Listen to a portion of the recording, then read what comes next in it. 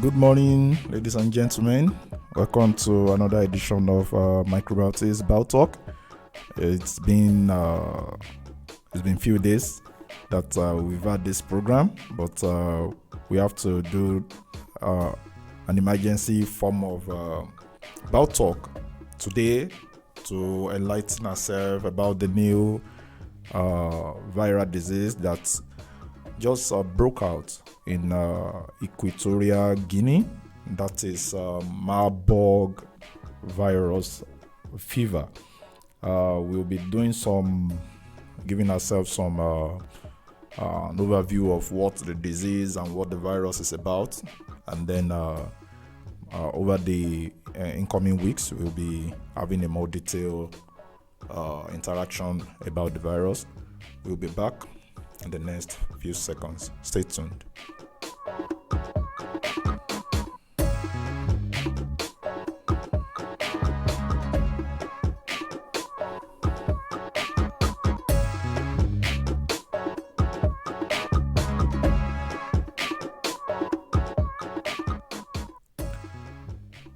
So, Marburg fever disease, Marburg virus disease, whichever way you want to call it, it's actually caused by Marburg virus, which is an highly pathogenic RNA virus that belongs to the Filoviridae family, the same family that Ebola virus comes from.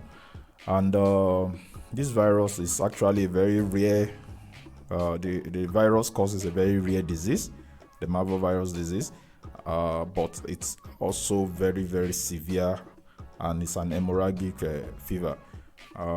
It has an high case fatality rate, and this makes it one of the most deadly pathogen available. It was first discovered in 1967. And it's linked to the importation of African green monkeys from Uganda. Presently, the animal reservoir has been discovered to be the Rosetto's fruit bat again.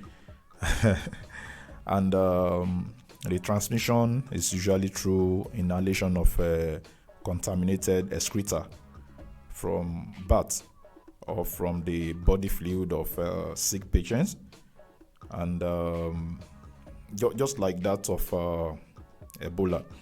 And after the initial exposure, the Marburg virus enters the body, it replicates, it disseminates, and leads to symptoms such as fever, malaise, malaria, and blood coagulation disorder. The symptoms can now proceed or progress to shock, multi-organ failure, and in many cases, death. As said initially, this virus shares the same family with Ebola virus, and because of that, a lot of similarities in their pathogenicity, and also in their epidemiology, in the reservoirs that serve as the sources of infection into the populace. Though it's not really the fruit bat that was mentioned the other time, it's not the only exclusive reservoir for Marburg virus. We don't know if other bat species are also responsible in the spread, but we know that the virus spread from animal hosts, either from bats or from other intermediate hosts such as non-human primates like monkeys to humans. The exact route and specific human fluid that are used in the transmission are not really known, but transmission from person to person can occur through blood and other fluids such as saliva, sweat, urine, stool, and even breast milk. In terms of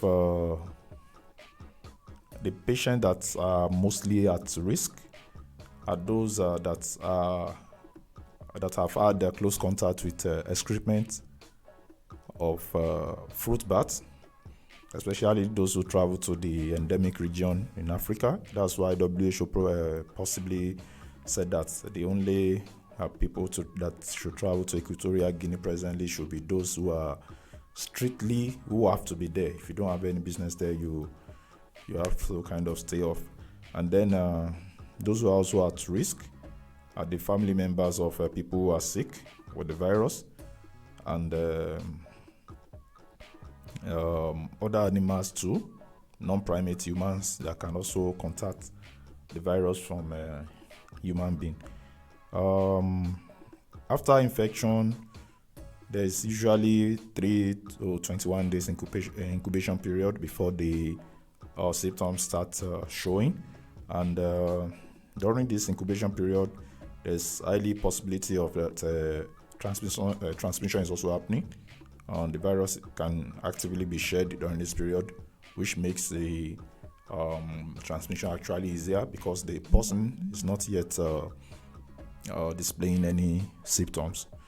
And after incubation, the course of the disease is broken into 3 different phases, which is the initial generalization phase, the early organ phase, and the late organ phase. In the first phase, that's the generalization phase, the patient begin to experience flu-like non-specific symptoms such as high fever, cold, joint pain, headache, and the likes.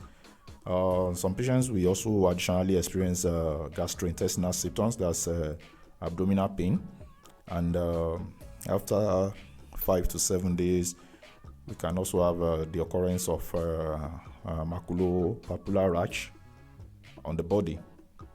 The early organ phase, which follows the generalization phase, involves conjunctivitis, pyrexia, then symptoms of hemorrhagic fever, which will include nose bleeding and other places. And the later stage of the disease, we now involve that's more of neurological symptoms such as agitation, seizures, confusion, and coma. And as of now, there are no approved treatments actually for Marburg. Supportive care are being given as the mainstay of treatment. There are manuals for the prevention and control that have been given out by CDC and WHO.